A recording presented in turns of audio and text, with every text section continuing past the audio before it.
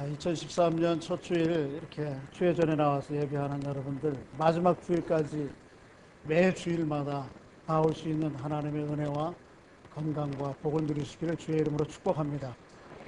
하나님 앞에 이렇게 예배하며 산다는 것이 얼마나 감사한 일인지요. 오고 싶어도 오지 못하고, 또 어떤 사람은 올 마음이 없어서 못 오고, 그런데 하나님께 올 마음 주시고 올 여건도 주신 건 늘 감사한 일입니다. 사람들은 다 다른 사람 도움 없이 내 힘으로 자주적으로 살기를 기대합니다. 그리고 그것을 복이라고 생각하고 자랑으로 여깁니다. 그렇지만 사람들은 태어나는 순간부터 죽는 순간까지 끝없이 누군가의 도움을 받지 않고는 살 수 없는 존재입니다. 또 누군가에게 그렇게 도움을 주어야 되죠. 왜 그렇습니까? 우리의 삶은 혼자 그렇게 모든 것을 다 해결하기에 간단하지 않고 쉽지 않습니다. 삶은 참 어렵습니다.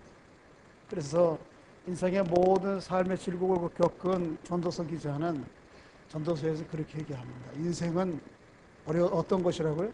쉽다고요? 어렵다. 인생은 이해하기가 참 어렵다. 그렇게 이야기합니다.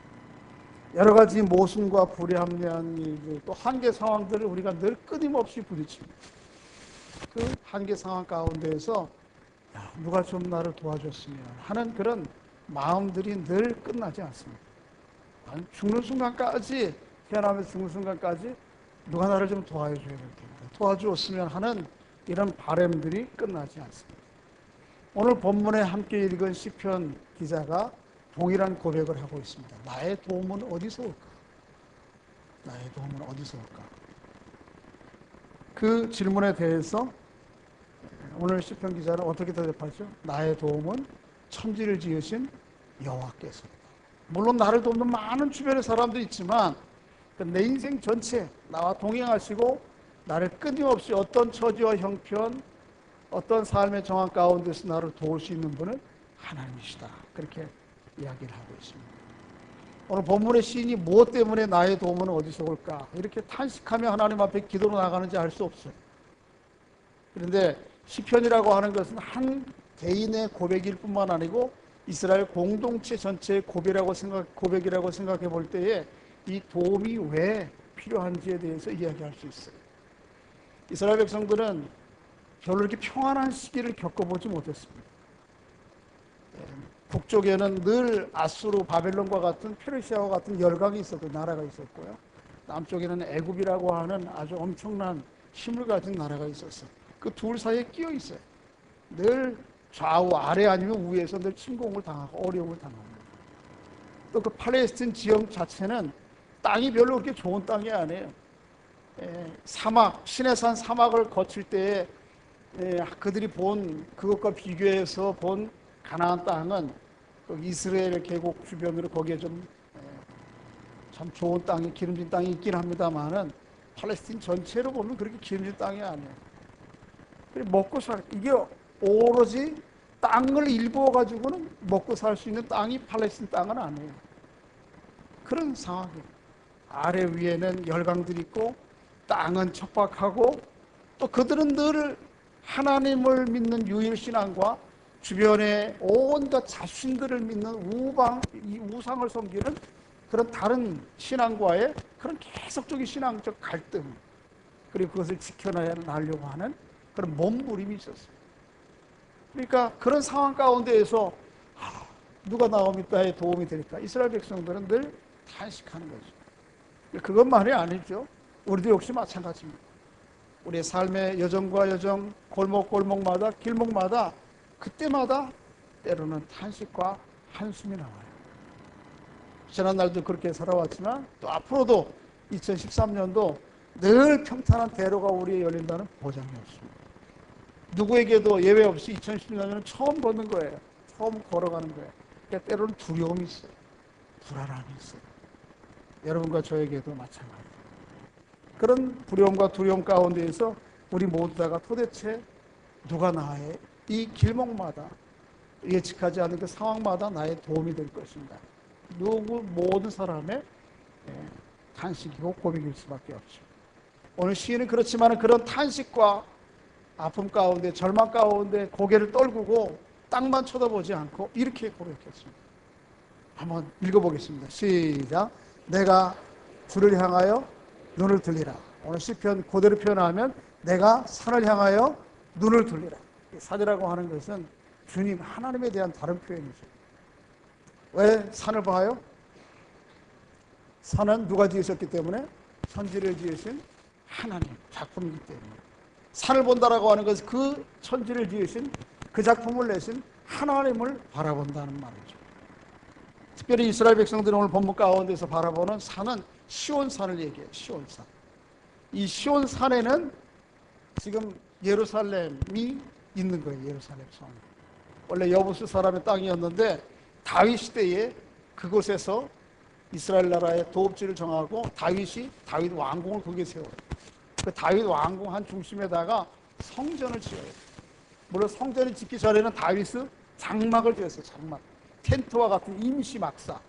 그걸 지어놓고 거기에다가 하나님의 법궤를 들여와요. 모세로부터 하나님의 율법을 받았던 그 율법이 들어있는 법궤를 들여다가 다윗이 장막 속에 지어놓고 나중에 그걸 견고하게 성전을 짓죠. 왜 그렇습니까? 그 성전 안에 있는 하나님의 언약궤에는 무엇이 들어있어요? 하나님의 말씀이 들어있고 그 언약궤를 주실 때 이스라엘 백성들이 그렇게 약속하셨어요. 내가 그 위에 좌정하겠고 그리고 내가 너희 백성들에게 이를 말을 거기에서 말하리라. 다른 말로 얘기하면 뭐예요? 하나님의 임재가 있는 곳이에요. 왜 이스라엘 백성들은 오늘 본문의 시인이 내가 산을 향하여 눈을 돌리라 그렇게 합니까? 그 산에 누가 계세요? 하나님이 임재해 계시기 때문에. 물론 온 세상 만물 가운데 하나님의 임재가 없는 곳이 없어요. 그렇지만 특별히 하나님께서 예루살렘, 시온산 꼭대기에 있는 예루살렘 그 산 위에 특별하게 좌정하시고 임재하시고 그곳에서 우리들과 약속하시고 말씀하시겠다고 하는 것 때문에 그것을 바라보는 거예요. 그러니까 시인은 산을 바라본다라고 하는 말은 다른 말로 하나님을 바라본다는 말이에요. 하나님을 바라본다. 여러분 언제나 삶에 고난과 어려움이 있을 때 그래서 나의 도움이 어디서 올까?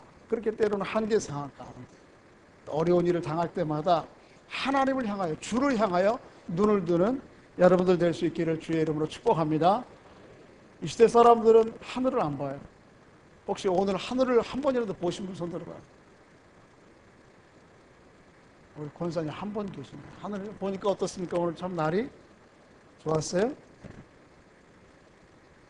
제가 이 설교를 준비해놓고 원고를 다 써놓고 왔는데 이번 주에 주말에 제가 우리 교육자들과 함께 기도원에 가서 기도하고 왔는데 거기 집회하는 목사님이 그런 얘기 또 비슷한 얘기를 하시더라고요. 이 시대 사람들은 하여튼 하늘을 안 쳐다본대. 좀 거친 말로 얘기하면 지겹게 안 쳐다본대. 언제 쳐다보느냐 하면 막 폭우가 막 2박 3일, 3박 4일 내려가지고 막 한강이 불어나고 더우면 큰일 나겠다. 그러면 어떻게 해? 그때 이제 하나님을 찾아. 이래도 되는 겁니까? 막 이렇게. 그리고 어떻게 해요? 한여름이 막 쨍쨍 가뭄이 돼가지고 비가 안 와. 그래가지고 막 땅이 다 갈라지고 먹을 게 없어야지만 그때 이제 한번 쳐다보고. 언제 쳐다봐요 또? 하도 안 쳐다보니까 하나님이 막 쪼인따를 까신대. 그래서 쪼인따를 까가지고 깨져가지고 병원에 가서 눕고 그래야지만 또 하나님 한번 쳐다보고. 이 목사님 재밌는 표현인데 진짜 그래요. 우리 하늘을 안 쳐다보고 살아요. 물리적인 하늘이 아니고 도움을 하나님께 구하며 살지 않습니다. 언제부턴가 우리 시대 우리 사람들이 하늘을 쳐다보고 살아가는 이 방법을 잃어버렸어요. 그 원리를 잃어버렸어요. 병아리도 물 한 모금 먹고 하늘 쳐다보고 그러는데 우리는 꼭 서가지고 안 쳐다봐. 특히 근대 사람들은 자기가 마치 성인이 되었다고 생각해요. 누구도 도움이 필요 없는 자기의 지혜와 자기의 명철과 자기의 능력으로 스스로의 삶을 개척해 갈 수 있다고 생각하고 하나님께 도움을 구하지 않아요. 참 어리석은 거죠. 어리석은 것뿐만 아니고 어떻습니까? 하나님 앞에 참 큰 잘못이에요. 천지를 지으시고 내 삶을 지어내신 하나님 앞에 마땅한 피조물의 자세가 아니라고요. 일찌감치 이 사실을 알았던 예레미야 기자는 이스라엘 백성들에게 하나님을 바라보지 않고 하나님을 쳐다보지 않고 살아가는 그들을 그들의 앞으로의 운명이 어떻게 될 것인가에 대해서 이렇게 경고해요. 예레미야서 2장 12절과 13절. 너 하늘아 이 일로 말미암아 놀랄지어다. 심히 떨지어다. 두려워할지어다. 여호와의 말씀이니라. 내 백성이 두 가지 악을 행하나니 곧 그들의 생수의 근원이 되는 나를 버린 것과 내 스스로 웅덩이를 판 것인데 그것은 물을 가두지 못할 웅덩이니라. 두 가지. 생수의 근원이 되신 누구를 버려요? 하나님을 버려요. 하나님 더 이상 안 쳐다봐. 당신 없어도 우리가 얼마나 됐어, 오케이. 우리가 얼마든지 다 살 수 있어요. 이러고 살아. 그리고 스스로 웅덩이를 파요. 그 웅덩이는 팠는데 그 웅덩이에 물이 잘 고이면 좋은데 어때요? 웅덩이가 갈라져가지고 물이 부어도 새. 이스라엘 백성들은 참 유대 땅은 광야인데요. 제가 가봤는데 요즘 최근에 그 EBS에서 세계 문화유산 답사 그래가지고 거기 이스라엘 지역에 방영 우리나라 사람 찍어서 가져온 거 보니까 그 광야에도 우물이 있어요. 우물이 1년 내내 비가 오는 날이 며칠 안 되거든요. 그런데 그 며칠 안 되는 비 오는 날에 그 비를 땅에다가 받아. 그래가지고 웅덩이가 있어가지고 그 마사다라고 하는 요새는 로마 사람들에 의해서 포위당했을 때 산속에서 3년 동안 비가 하나도 끝이 없이 살았어요. 근데 거기 웅덩이가 있어요. 웅덩이. 모든 비가 오는 것들을 이렇게 수로를 만들어가지고 이렇게 집정할 수 있도록. 그런데 그게 이렇게 고여서 있으면 되는데 그게 깨져 있으면 어떻습니까? 그래서 그 물 모으는 특별한 사막에 사는 데는 방법이 있는 거예요. 이거 깨졌다면 아무리 많이 물을 갖다 쏟아부어도 소용이 없는 거예요. 그런데 우리가 하나님이 우리의 생의 근원이 되신 하나님은 집어던져 버리고 스스로 웅덩이를 파요. 근데 사실은 그 웅덩이들이 다 깨진 웅덩이. 물이 다 새버려. 깨진 독과 같이. 어떤 웅덩이를 팝니까? 여러 가지 많은 웅덩이를 파요. 자기 명철이라고 하는 웅덩이를 파요. 잠언 3장 5절의 말씀에 보면 또 시편 146편 3절에 보면 사람들을 의지해, 귀인들을 의지해, 돈 있는 사람을 의지해, 또 힘께나 쓰는 사람을 의지해, 아버지 의지해, 자식 좀 잘 나가면 그 자식들 사람을 의지해. 그 뭐 힘이 될 거라고. 또 어떤 사람 뭐 의지합니까? 병거와 말을 의지해. 여러 가지 생활 수단들을 의지합니다. 어떤 사람들은 재물을 의지해. 그 웅덩이를 자꾸 파요. 그것이 내 생에 참 생의 기쁨을 가져다 주고 내 삶을 보장할 거라고 그렇게 생각해요. 그런데 그게 다 뭐죠? 깨진 웅덩이, 깨진 웅덩이. 여러분, 정말 여러분의 생의 근원이신 하나님께 늘 바라보며 살아가는 삶의 은총이 있기를 주의 이름으로 축복합니다. 이스라엘은 늘 비가 오지 않으면 살지 못하는 그런 척박한 땅, 하늘만을 바라보고 그 사람들이 스스로 웅덩이 파면 안 되죠. 우리 인생이 그래요.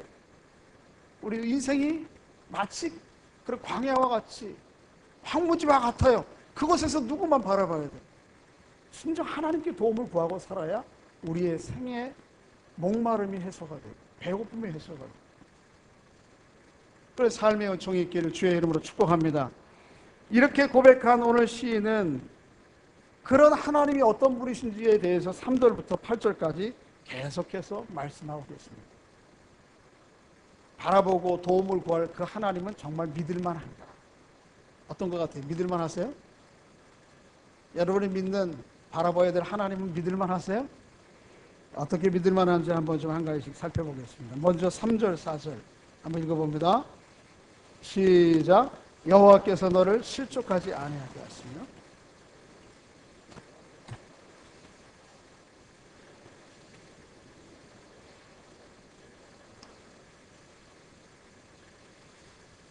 어떤 분이시라고요? 하나님은 졸지도 않고 주무시지도 않는 것. 그런 속담이 있어요. 이 세상에서 제일 무거운 게 뭐죠? 아시네. 제일 무거운 거는 짐이 아니고 제일 무거운 건 뭐예요? 눈꺼풀이다. 이게 얼마 안 되는데 잠을 하루 이틀 못 자면 이거 감당이 안 돼요. 이게 무슨 저기죠, 뭐죠? 바르바시 이분 말이지. 이 수시계를 갖다 꽂아놔도 이게 내려와요. 졸음이라는 게 너무 힘든 거예요. 사람 자야 돼. 근데 하나님은 우리를 지키시고 인도하시되 어떻게 한다고요? 졸지도 주무시지도 않는다. 할렐루야. 그렇게 신실하신 하나님이다. 저 애가 요새 군대 가 있으니까 아버지 마음은 늘 애 가 있는 데 가 있다고. 우리 애 있는 지역의 날 일기를 봐도요, 서울에 오늘 마이너스 몇 도인가 그거 별로 관심이 없어. 우리 애 있는 그 지역이 어떻게 몇 도인가, 아 이제 와서 좀 춥겠네, 눈이 왔나 안 왔나, 아 눈 좀 치겠네, 고생하겠다.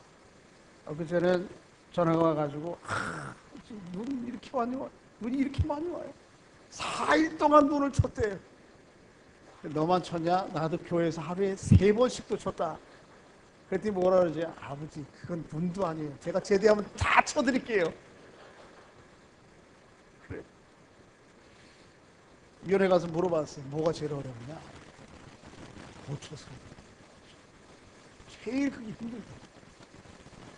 왜 그래 어렵냐? 아유, 생각해보세요. 1시에 당번되면 자다가 그냥 젊은 나이에 골아 떨어져 자야 되는데 1시에도 일어나서 가야 되지.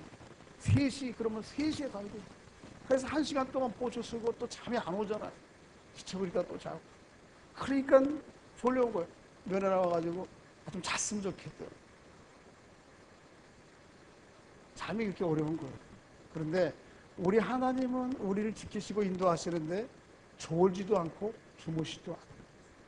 우리 사람은 이 눈꺼풀이 너무 무거워서 이게 감당이 안 되는데 우리 하나님은 안 주무십니다. 그만큼 나를 지키고 계십니다. 이 엄동설한에도 졸려온 거예요. 우리 군대 갔다 오신 우리 형제님들 한번 여쭤보겠습니다. 보초 쓰면서 한 번도 안 졸아보신 분 손 들어봐요. 큰일 났어요. 저런 분들 때문에 이런 소리 나는 겁니다. 이게 뭔 소리인지 아세요?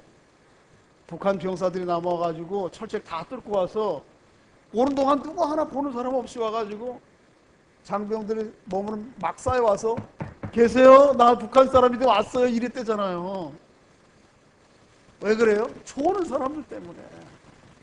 하여튼 이런 분들에게 이 나라를 맡겼으니 우리 여자분들 다시 한번 잘 생각해 봐요. 여러분 남편들, 자녀들.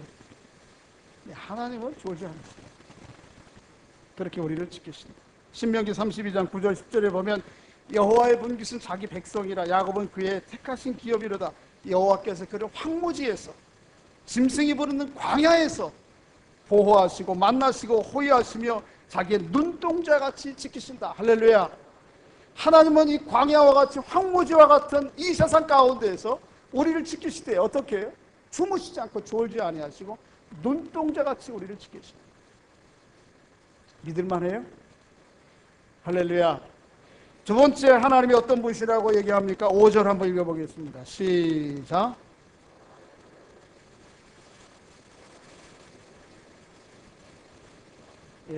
여호와께서는 너의 오른쪽에 뭐가 되어주신다? 그늘이 되어주신다. 이스라엘 백성들은 방향, 오른쪽과 왼쪽을 신학적 의미로 구분했습니다. 그래서 오른쪽은 완전하고 거룩한 것을 상징했고요. 왼쪽은 불완전하고 또 불결한 것을 상징했어요. 그래서 마태복음 25장에 보면 종말의 때에 사람들이 둘로 나눠져요. 하나님을 잘 신실하게 섬긴 거룩한 백성들과 신실하게 섬기지 않은 그런 사람. 그래서 하나님께 신실하게 섬긴 사람들 한꺼번에 모아서 오른쪽에 앉게 할까요? 왼쪽에 앉게 할까요? 오른쪽에 앉게 구분하셨어요. 그리고 그렇지 못한 사람은 어떻게? 왼쪽. 오른쪽에 앉으신 분들은 복 받으신 분들입니다. 여기를 중심으로 왼쪽은 한번 좀 생각해 보셔야 됩니다. 목사님, 목사 입장에서 그렇지만 거꾸로 놓고 보시면 반대예요. 오른쪽은 그런 의미가 있었고요. 신학적으로 또 한 가지는 오른쪽은 성경에 여러 그런 얘기가 나와요. 재판을 할 때에 그 재판의 피고자의 변호사가 오른쪽에 앉았습니다. 그래서 내 오른쪽에 누가 있다라고 하는 것은 내 뭐가 있다는 거예요? 도움이 있다는 것입니다. 하나님이 내 우편에서 그늘이 되어주신다는 말은 그런 뜻입니다. 내가 하나님과 세상 가운데, 때로는 우리가 세상 가운데 여러 가지 많은 고소를 당하죠. 사탄 마귀의 고소가 있고요. 세상 유혹의 고소가 있고 사람들의 잘못된 시각의 고소가 있어요. 그런 마음이 있어요. 그 마음이 괴로워요. 힘들고요. 사람들이 정죄해요. 세상이 나를. 그럴 때 어떻게 해야 돼요? 내 지혜와 내 능력으로 다 그것을 대변할 수 있으면 좋은데 그렇게 할 수가 없어요. 그럼 이렇게 됩니다. 재판장에 가서, 혹시 여러분 재판장에 갈 일이 없겠지만, 재판장이 이것저것 검사가 묻고 그럴 때 내가 지혜와 능력이 안 되면 잠깐이요. 그리고 누구한테 물으면 되죠? 내가 세운 변호사에게 물으면 됩니다. 그러면 변호사가 거기에 합당한 합리적인 법 해석과 마땅한 대응을 할 수 있도록 주어요. 그러니까 나는 지혜가 없고 내 능력은 안 돼도 잠깐만, 누구에게 물으면 됩니까? 내 변호사에게 물으면 되는 거예요. 그런데 마치 그 오른쪽 그늘, 오른쪽 변호사와 같은 분이 누구라고요? 우리 하나님이시라. 너무 멋지지 않아요? 여러분, 여러분이 섬기는 그 하나님이 여러분 우편에서 그늘이 되신다는 사실을 늘 잊지 않고 사시기를 주의 이름으로 축복합니다. 시편 109편 31절 말씀에 보면 그가 궁핍한 자의 오른쪽에 서신다. 내가 궁핍해요. 가난해요. 소외되어 있어요. 어려움이 있어요. 그때에 누가? 하나님인데 오른쪽에 서신다. 이사야서 41장에도 같은 말을 합니다. 우리가 재판자리에 가까이 나아가자. 그리고는 재판자리에 앉은 이스라엘 백성들을 향해서 그렇게 얘기합니다. 두려워 말라. 내가 너와 함께함이라. 놀라지 말라. 내가 네 하나님이 됨이라. 내가 너를 굳세게 하리라. 내가 너를 도와주리라. 참으로 나의 의로운 손으로 너를 붙들리라. 이게 하나님이 내 우편에 서신 주님이에요. 118편에는 더 직접적으로 말씀하시죠. 하나님은 내 편이시나 내가 두려워 아니하리니 사람이 내게 어찌할까? 하나님이 내 우편권을 내주시오. 세 번째, 하나님은 어떤 분이라고 얘기합니까? 6절과 7절입니다. 한번 읽어보겠습니다. 시작. 낮의 해가 너를 상치 아니하며 밤의 달도 너를 해치 아니하리로다. 여호와께서 너를 지켜 모든 환난을 면케하시며 또 내 영혼을 지키시리로다. 하나님은 어떤 분이십니까? 우리의 모든 환난 가운데에서 우리를 지키시는 분이십니다. 여기 보면 낮에 해와 밤에 달. 중동지방은 낮에 햇빛이 너무 뜨거워요. 그래서 낮에는 모든 사람들이 낮에 12시부터 한 2시, 3시까지는 잠을 안 하고 다 자요. 그늘 속에다가. 일을 안 하고, 잠을 안 하고 자는 게 아니죠. 일을 안 하고 자. 너무 뜨거워 못해요. 낮에 그 장렬한 태양 가운데 일사병에 걸려 쓰러지고 죽는 거예요. 낮에 이 햇빛이 두려운 거예요. 또 히브리 사람들은, 그 중동지방 사람들은 밤에 그 으슥함을 통해서 여러 가지 안 좋은 것이 온다고 믿었어요. 여러 가지 질병들, 여러 가지 문제들이 그 밤의 으슥함을 통해서 온다고 믿었어요. 근데 하나님은 오늘 시기는 그런 거, 낮의 해와 밤의 달, 모든 환난을 지켜주신다. 우리의 생을 돌아보면 참 우리의 생을 위협하는 여러 가지 환난과 시련이 참 가지각색이에요. 그렇죠? 어떤 분들은 재산, 어떤 분들은 또 병, 어떤 분들은 사고, 어떤 분들은 자녀 문제, 어떤 분들은 그런 거 다 문제도 없어. 그런데도 알 수 없는 두려움과 불안이 내게 와.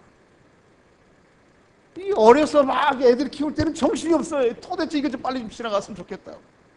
우리 권사님들 앞에 보면 그래도 이게 말쑥하게 좀 머리에 훅 가시도. 저도 오늘 훅 가시 좀 넣었죠?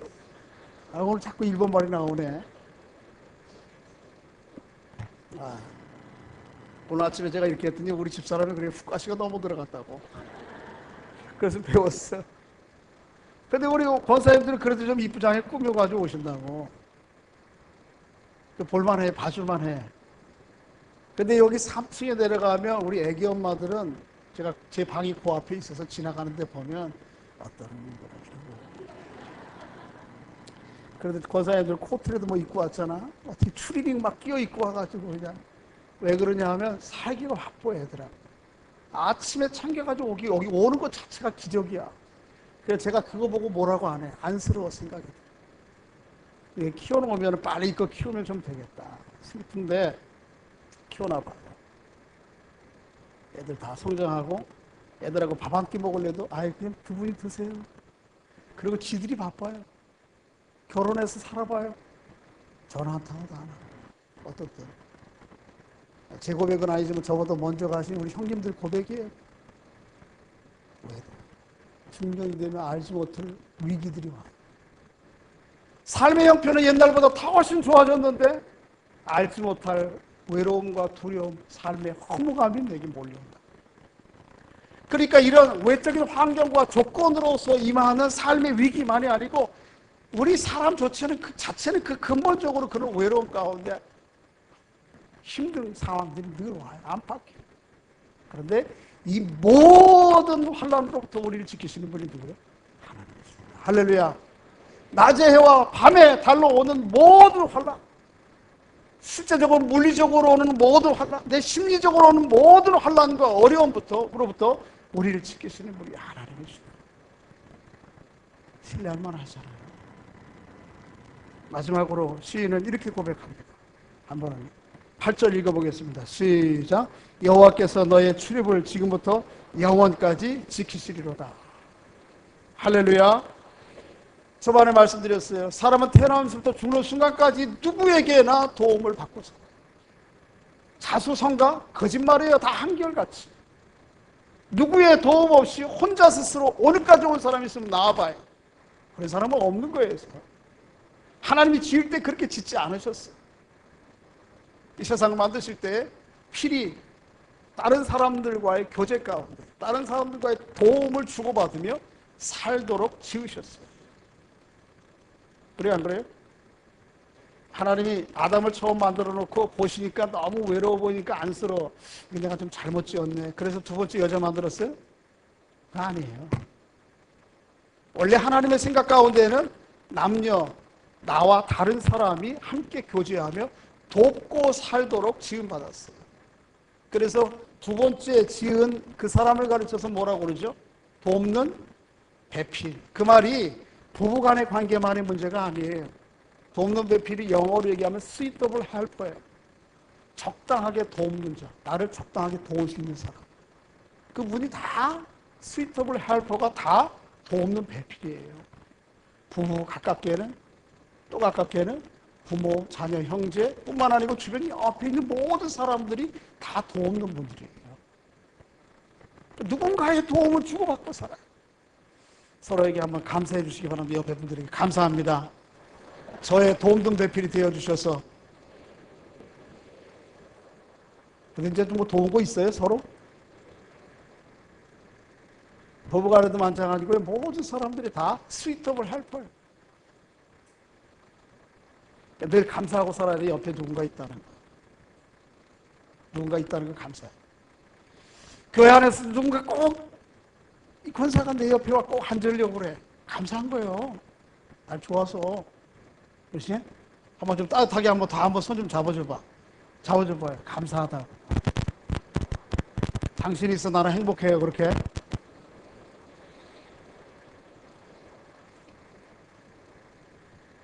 근데 이제 한번 저를 보세요.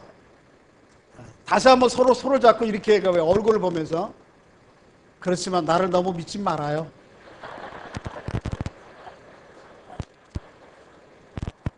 나를 너무 의지하지 말아요. 그래. 왜 그런지 저를 보세요. 왜 그런지 아십니까? 사람은 의지할 만한 대상이 되지 못해요. 도움의 대상은 되지만 의지할 대상은 아니에요. 왜요? 다 일시적인 도움이에요. 내 부모 저에게 귀한 분이지만 한참 돕다가 그 자리를 떠나셨어요. 계속 돕지 못해요. 제 아내 한참 저를 돕겠죠. 그러나 영원히 같이 할 수는 없어요. 제 자녀들이 한동안 저기 힘이 되겠죠. 그러나 그들이 저의 영원한 힘이 되지는 못할 겁니다. 여러분 성도들이 저에게 큰 힘이고 위로예요. 기쁨이에요. 그러나 그것도 한시적일 겁니다. 혹 제가 여러분에게 큰 도움이 되고 힘이 된다면 다행이죠. 그러나 그 영원하지 않습니다. 영원히 지금부터 영원까지 도움이 되시는 분은 오로지 누구밖에 없어요? 한 분 하나밖에 없어요. 잘 한번 생각하셔야 돼요. 저는 요새 계산하고 삽니다. 그래가지고 우리 따님한테 잘 제가 서비스를 합니다. 말 한마디라도 그렇게 하려고. 그리고 계속 그 뒤에다가 한마디 붙입니다. 내가 이 다음에 늙으면 내가 나와 함께 살아줄 거다. 너 책임져야 된다 그랬더니 엊그제는 왜 나한테만 그러니?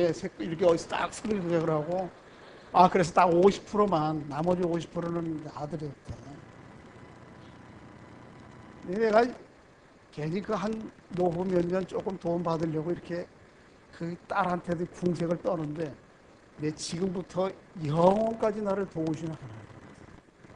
그 하나님은 어떻게 살아야 되겠어요? 아무리 대단해도 그냥 지나가고 말아요. 지난주에 몇 분 돌아가신 분들 때문에 이슈거리가 됐잖아요. 아, 이런 분 하나 있었죠. 누구예요? 그렇게 건강, 기쁨, 건강 전도사가 63살에 하루아침에 갔어요. 왜 그렇습니까? 시편 이사야서 22장 3절에 보면 따라해 봅니다. 너는 인생을 의지하지 말라. 그 호흡은 그 코에 있나니 수에 칠 가치가 없느니라. 코에 하나님의 생명이 순간 떠나면 끝이. 그러니까 도와주세요. 옆에 분들 사랑해 주세요. 그렇지만 그를 너무 영원히 의지하면 안 돼요. 그게 누구든 아버지든 남편이든 아내든 자식이든 오로지 내 생명을 지금부터 영원까지 도우실 분은 누구예요? 하나님 한 분. 그러니까 나의 도움이 어디서 올까? 이런 삶의 한계와 고난과 고통을 겪을 때마다 우리의 눈을 들어야 되죠. 누구를 향해서? 하나님을 향해서. 하나님이 나의 도움이십니다. 그렇게 고백하면 그 하나님을 의지하며 살아가는 여러분들 될 수 있기를 주의 이름으로 축복합니다. 참 믿으실 만한 분입니다. 우리 하나님. 바라볼 만한 분입니다. 주를 향하여 눈을 돌리라.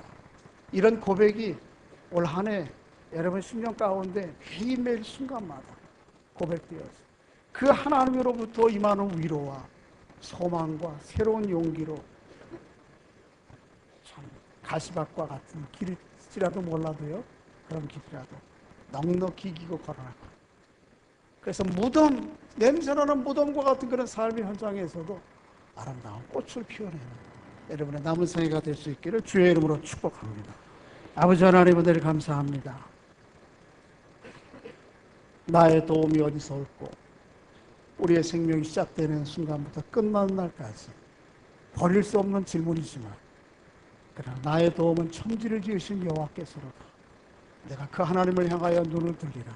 이런 고백으로 승리했던 시인과 이스라엘 백성들처럼 오늘 우리가 그렇게 살아갈 수 있도록 주의 은총을 베풀어 주시옵소서.